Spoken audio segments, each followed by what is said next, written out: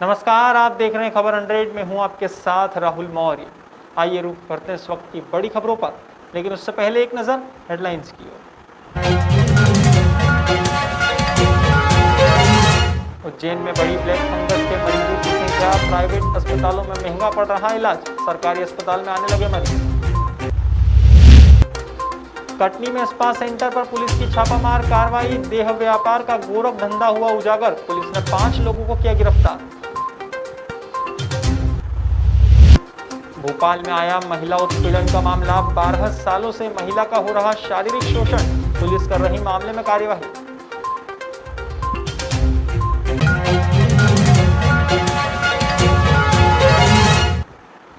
Post Covid infection से black fungus के शिकार हो रहे मरीजों को प्राइवेट अस्पताल में इलाज महंगा पड़ रहा है।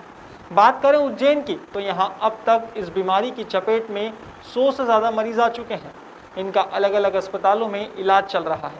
वहीं जिला अस्पताल में भी ब्लैक फंगस के मरीजों के लिए एक अलग वार्ड बनाया गया है।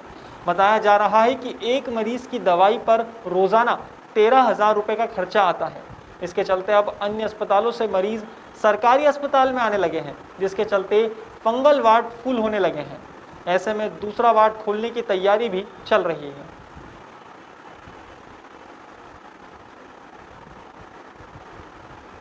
पेशेंट बढ़ते जा रहे हैं ब्लैक फंगस के हॉस्पिटल में, किस प्रकार से इनको इलाज किया जा रहा है, यहाँ पर क्या स्थिति और अभी ऑपरेशन कितने हो चुके हैं?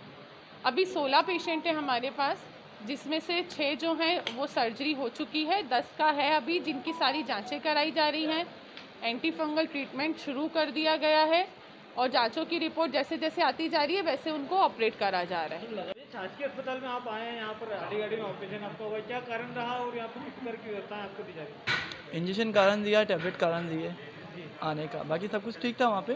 बस ये बहुत कॉस्टली पड़ रहा था, बहुत महंगा पड़ रहा था, इतना आप लोग अफोर्ड नहीं कर पा रहे थे। लगभग कितना इंजेक्शन पड़ रहा था और कितना खर्चा आपको लगभग? 7,500 का एक इंजेक्शन पड़ रहा था और टैबलेट 6,000 की पर डे।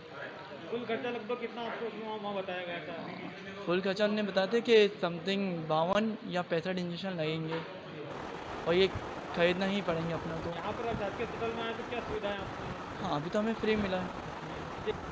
हाल ही में उज्जैन से धोखाधड़ी का मामला सामने आया है। यहाँ खंडेलवाल नगर में रहने वाले ठेकेदार दीपक ने 2020 में मुक्ता चौकसे से शादी की थी। वहीं शादी के कुछ दिन बाद ही मुक्ता पुश्तैनी जेवर 1 लाख रुपए नगद लेकर फरार हो गई थी। पीड़ित दीपक ने बताया कि मुक्ता को पढ़ाई के लिए लाखों रुपए भी दिए थे। अब 2 महीने पहले पीड़ित युवक ने चिमनगंज थाने में आरोपी युवती, उसके भाई और कथित पति के खिलाफ शिकायती आवेदन दिया था। अब उसी मामले को संज्ञान में लेते हुए पुलिस ने उक्त लोगों के खिलाफ लाखों की धोखाधड़ी का प्रकरण दर्ज कर तलाश शुरू की है। थाना चिमनगंज में एक शिकायतकर्ता, एक आवेदक है दीपक नाम का, उसने एक लिखित में शिकायत दी थी कि उसके साथ में शादी के नाम पर एक बड़ी धोखाधड़ी हुई है। प्रारंभिक रूप से जो इनिशियल रूप से इसका प्रारंभ फीसी जब जांच की गई तो उसमें सही पाया गया। ये जो फरियादी है, आवेदक है, ठेकेदारी का काम करता है और इसने लगभग 9-10 वर्ष पूर्व अपने शादी का विज्ञापन दिया था, क्योंकि उस समय उसकी उम्र 30 साल के आसपास थी। उसको लगा कि उसकी उम्र बढ़ रही है और शादी नहीं हुई है, तो उसने अपना एक विज्ञापन, एडवर्टाइजमेंट उसको शादी के लिए दिया। उसमें एक लड़की ने इससे संपर्क किया और उसने अपने आप को ये कहा कि वो उससे इंटरेस्ट रखती है और शादी करेगी। तो फरियादी है, उसने उसको पैसा भी दिया। इसके अलावा समय समय पर बहुत सारी जो चीज़ें हैं वो भी उसको दी। जब लड़के ने 1 साल पहले ज़्यादा दबाव डाला तो उसने चिंतामन जो यहाँ मंदिर है वहाँ पे उसने शादी भी की और उसके साथ 8-10 दिन रही भी, लेकिन उसके बाद फिर कहीं चली गई लड़की। तो इसमें पूरी तरह से जब इसमें जांच की गई तो ऐसा लगा कि ये पूरी मामला वो जानबूझकर इसको उलझाए रखने के लिए और पैसा ऐंठने के लिए ये पूरा काम किया गया। विगत दिनों पहले खरगोन जिले के कसरावद में पुलिस ने वाहनों को लूटने में असफल रहे 3 आरोपियों को पकड़ा था। वहीं अब जांच पड़ताल में सामने आया है कि घटना की सूचना के बावजूद कार्यवाही में देरी की गई थी। इस पर कसरावद थाना प्रभारी को पुलिस लाइन अटैच कर एक बीट प्रभारी सहित एक आरक्षक को निलंबित किया गया है। थाना कसरावद में दिनांक 28 और 29 तारीख को रात्रि में लगभग 10 से लेके 11 बजे के बीच में कुछ वाहनों पर पत्थर फेंकने की घटना हुई थी। जिसकी जो है वैधानिक कार्रवाई नहीं करने की जानकारी एसडीओपी मल्लेश्वर से प्राप्त हुई और उसमें प्रथम दृष्टया जांच जो की गई उसमें पाया गया कि जो पथराव किया गया था उसके बाद थाना लेवल पर जो अपराध पंजीबद्ध होना था तथा आरोपियों की तलाश होना थी, गिरफ्तारी होना थी, वो उसमें विलम्ब किया गया। हाल ही में कटनी की माधवनगर पुलिस ने माधवनगर गेट स्थित स्पा सेंटर पर छापामार कार्रवाई की है।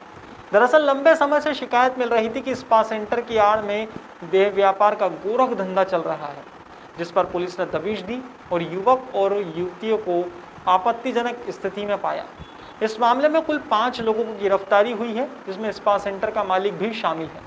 पुलिस के मुताबिक आगे भी इस तरह की कार्रवाई की जाएगी, जिससे यह देह व्यापार का गोरख धंधा खत्म हो। महिला थाना में कुछ शिकायतें प्राप्त हो रही थी कि यहाँ पर जो कटनी ज़िले में जो स्पा सेंटर्स हैं वहाँ पर कुछ अनैतिक गतिविधियाँ हो रही हैं। तो इस संबंध में हमने वरिष्ठ अधिकारियों को सूचित किया। वरिष्ठ अधिकारियों द्वारा निर्देशित किया गया कि ऐसे जगहों पर जाकर दबिश दी जाए। तो उनके द्वारा टीम गठित की गई। टीम ने जाकर हेवन फैमिली जो स्पा है वहाँ पर दबिश की कार्रवाई की।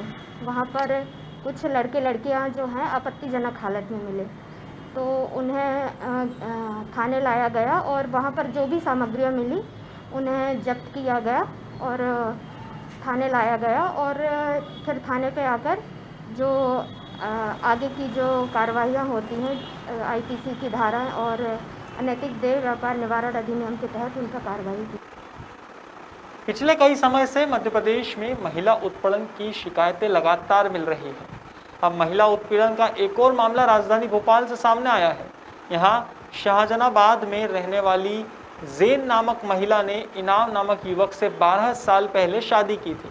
शादी के बाद से ही उसका पति लगातार महिला का शारीरिक शोषण करता रहा और कई बार मारपीट भी की। वहीं इस मामले को लेकर पुलिस ने बताया कि 2016 में भी महिला की शिकायत को दर्ज किया गया था और अब एक बार फिर महिला की शिकायत दर्ज कर आरोपी के विरुद्ध कार्यवाही की जा रही है। मेरा नाम जैन है। मेरी शादी इनाम और रहमान से हुई है जो शाहजहानाबाद में रहते हैं। 12 साल हो गए मेरी शादी को। शादी के बाद से ही किसी लड़कियों से उनका अफेयर चल रहा है, 4 बच्चों की माँ से, और उसके बाद उनके मुझ पर जुल्म ज़्यादतियाँ करते हैं, मारपीट करते रहते हैं आए दिन और कहते हैं घर जाके पैसे लेकर आओ। थाना शाहजहानाबाद में पीड़िता के द्वारा ऐसी शिकायत की गई है। पूर्व में भी संज्ञान में आया हुआ था कि 2016 में भी पीड़िता के द्वारा अपने पति एवं उनके परिजनों के द्वारा मारपीट करना, गाली गलौज करना और दहेज की प्रताड़ना का आरोप लगाया गया था, जिसमें प्राथमिकी दर्ज की गई थी। फिर कुछ परिस्थितियां ऐसी बनी जिस पर से उस पर खात्मा लगा हुआ था।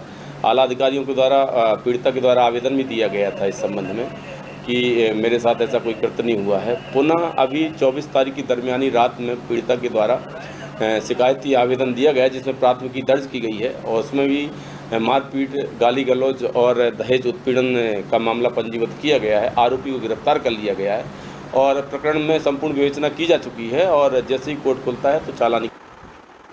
फिलहाल खबरों में इतना ही, लेकिन खबरों का सिलसिला जारी रहेगा। आप देखते रहिए खबर 100, जनता की बुलंद आवाज़।